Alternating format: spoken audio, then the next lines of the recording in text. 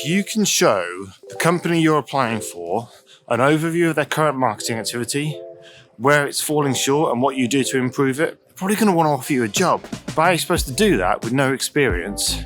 And where are you supposed to do your research? And what are you supposed to focus on? You've got paid search, SEO, CRO, and all the subsets of those like content marketing, copywriting. And how do you know that the research you've done is valid? How do you know you found good information?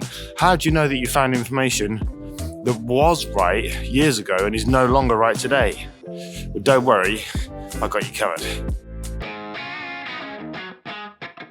The first investment of time, and a massive step if you want to have any sort of career in digital, or to be honest, in anything, is to go and get some experience. Not only will you learn an absolute shed load if you try the next step, but it'll also just help you figure out if it really is the right career for you or not. That's pretty valuable before you actually even take the job and potentially waste a year or two of your life doing something you actually don't want to do. But how do you do that without having a job? So for digital marketing, the best way to do this is to build your own website, which might sound like a big task, but it really isn't. You could have a new website up in an hour if you put your mind to it. So I'd recommend heading over to WordPress, just using one of their free website templates, their free hosting, and just build yourself a website on a topic that you're interested in. It could just be a blog, it could be a content site, you could build an e-commerce store if you wanted, but just get some sort of website up. It doesn't really matter what it is or what it's about, just something you're interested in. So one really easy way in is just think of all the things you'd normally post on social media. Just put that stuff on your website instead. Photos, anything that you might write, any videos, just get the website up. If you're going to be super lazy or clever, you could use a tool like jasper.ai. There's a link in the description and in the email that I'll send, which is a tool that will just write content for your website for you and make it SEO optimized and everything. So you could even just come up with some topic ideas, drop that into Jasper, and Jasper will just write a load of the content for you. You can then just edit it, copy and paste it into your website, and you've got your content. As a next best thing, if you're really not keen on doing a website, you could just launch a social media channel that isn't a personal one. So you could create a YouTube channel, TikTok, it doesn't really matter. It's not as good really as building a website, because a website lends itself to so much more knowledge and skills across even social media and across other disciplines as well. Whereas social media really is just about social media, and quite often just about the particular platform that you're on, like Instagram or TikTok. But it's better than nothing. The main thing is that you get some experience, and in order to get experience, you have to go and do something. Once you've got your website, you can then start to test out some of the things that you learn about the industry and about digital marketing. Which brings me on to the next tip, which is finding the best free online learning resources, learning as much as you can, and then putting them into practice on the website that you have just built. If you go down to the description, you can pop your email into a form. You'll get all the notes from this video emailed to you. It's also just in the description if that's easier for you. There's a load of misinformation out there. So I'm just going to go through now a few of the places where you can go where you can be pretty much guaranteed that the information is top quality. So your first port of call is Google Skillshop. Now Google Skillshop, there's a ton of information on there, and it's all related to Google's products. So you're not going to learn anything about SEO, but you will learn, in fact, I would direct you to the following 3 modules: Google Ads, Google My Business, and for extra credit, if you really want to learn more, the Analytics Academy as well. One really important thing is when you've completed your beginner modules, before you go any further, you need to try your skills out. You haven't learned anything until you've put those things into practice. In any interview, you're going to be asked very practical questions. People are going to want to see how deep your knowledge is. That's only going to embed in, it's only going to go deep if you actually put them into practice. You get some experience and you're able to talk about your experiences.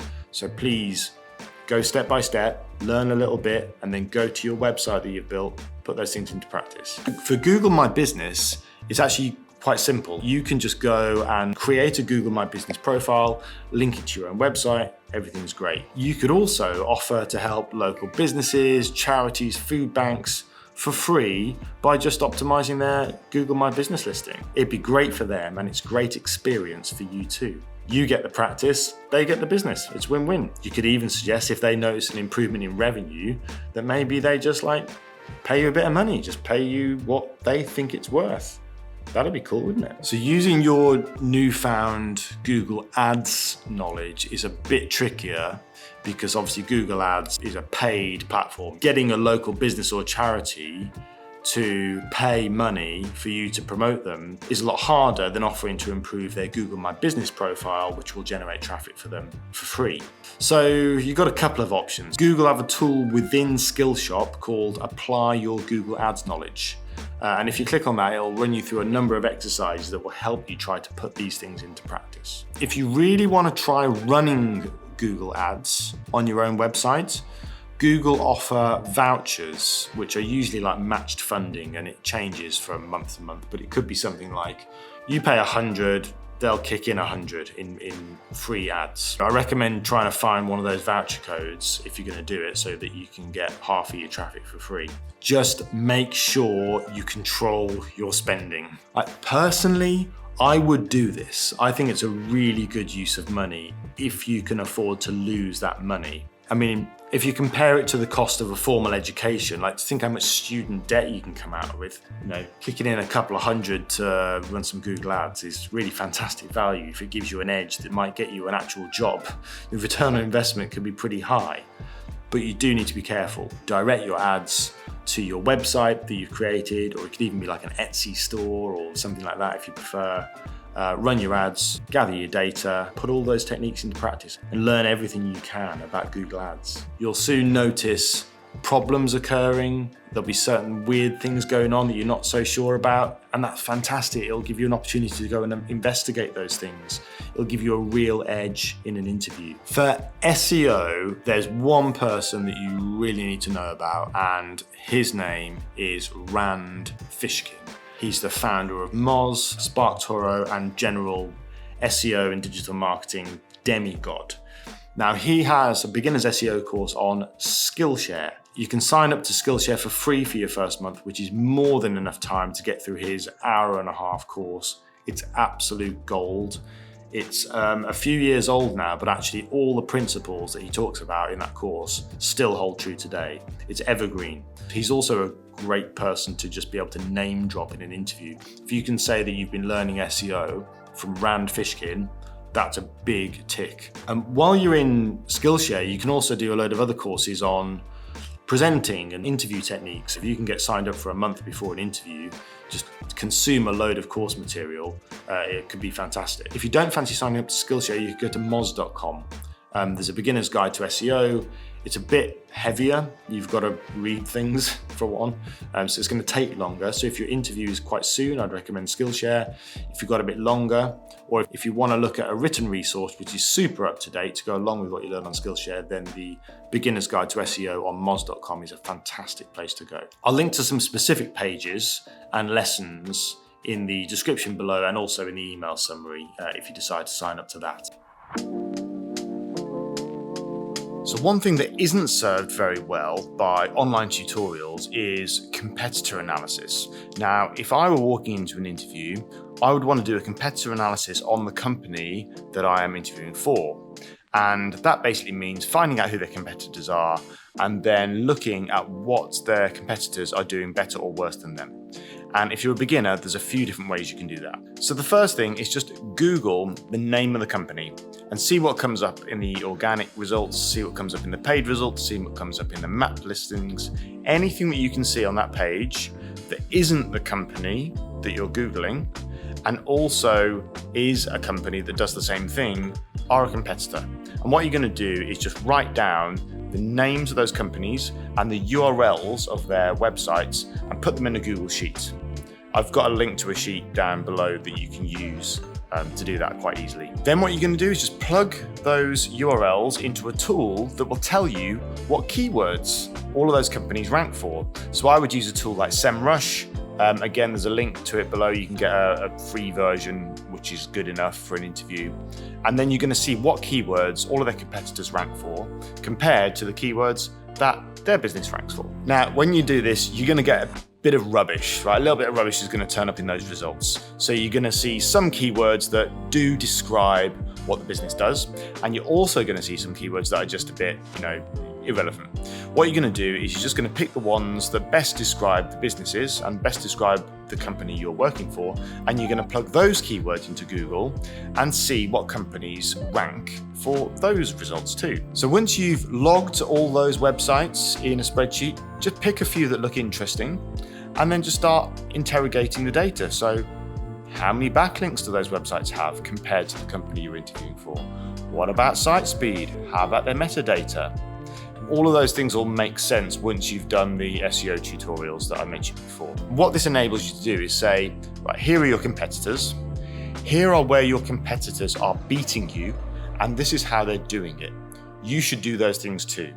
And by the way, here's my approach for how to do those things. What you're basically doing is stealing all their competitors' ideas, posing them as your own ideas, but you're being totally honest about how you're doing it and showing your methodology. You'll also find that potential clients or employers find competitor data very compelling. Everyone wants to know what their competitors are up to. And don't just limit your competitor analysis to SEO.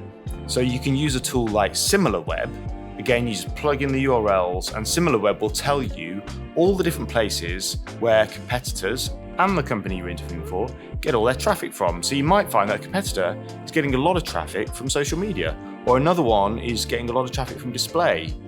Mix all that in. You can repeat that same process that you've just done for SEO for every single potential traffic source. Then all you've got to do, pick all the best ideas and suggest that the company you're interviewing for do those things too.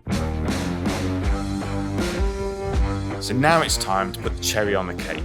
So try coming up with 2 to 3 good ideas for each of the disciplines that you're expected to deliver when you take on the new role. So if it's paid search and SEO, come up with 2 to 3 good paid search and SEO ideas, but then on top of that, come up with another 2 or 3 ideas from other channels, UX, CRO, social media, whatever it is. Put all those into a presentation and then come armed with that in your interview so that you're on the front foot with your good ideas and you're ready to impress. Here's how I would structure a presentation for an entry-level job. You start off with an agenda slide that would look something like this, and then you would just run through all the points, explaining how each one works as you go through. Now, keep your slides short and snappy. Remember, a picture tells 1,000 words. And also, I've got a skeleton deck that you can use below. So if you download the link, it's a Google Slides template. It's all in this format. You can just populate slides with your own examples and you'll be good to go. And what this will do, it'll show you A, you're really keen to do the job, B, you understand what you're talking about, C, you've got some great ideas, and D, you'll be able to hit the ground running and start adding value from the moment you join.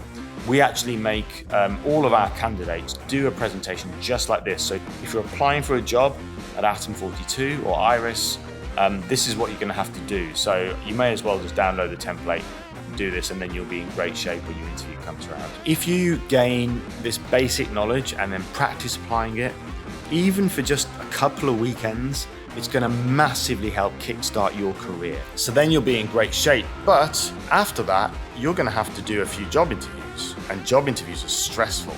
The difficult questions that you don't know how to answer. Tell me about yourself. What's your biggest weakness? Tell me about a time when you struggled. Sweaty hands, the palpitations, the raised heartbeat, I don't know. You don't want to have to deal with any of that, right? You want to come across confident. You want to come across calm. You want to be charming. You want to make them love you. You want to get the job. If that sounds good to you, watch this next video here where I'm going to tell you exactly how to do that.